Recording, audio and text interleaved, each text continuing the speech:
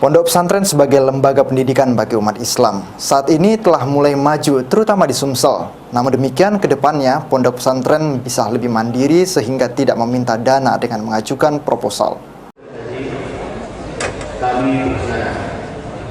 Forum Pondok Pesantren Sumatera Selatan menggelar musyawarah pemilihan ketua baru tahun 2022 hingga 2026. Sejumlah nama muncul dalam pencalonan pemilihan ketua umum baru ini.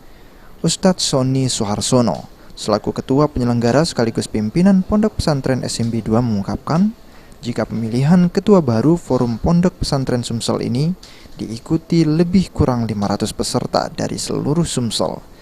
Selanjutnya dalam pemilihan ini diharapkan dapat ketua yang benar-benar dapat membawa maju pondok pesantren di Sumsel agar bisa lebih baik ke depan. Selain itu, menurut Ustadz Sony diharapkan ketua baru bisa membawa pondok pesantren lebih mandiri.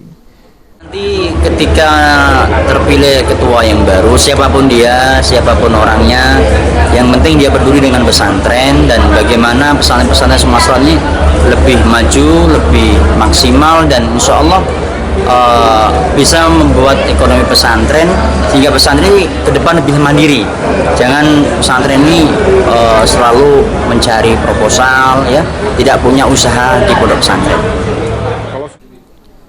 Terkait menghadapi tahun politik, Ustadz Sony mengatakan jika Forpres tidak akan berpihak kepada siapapun dan akan mendoakan agar pemimpin terpilih bisa lebih baik ke depan lagi.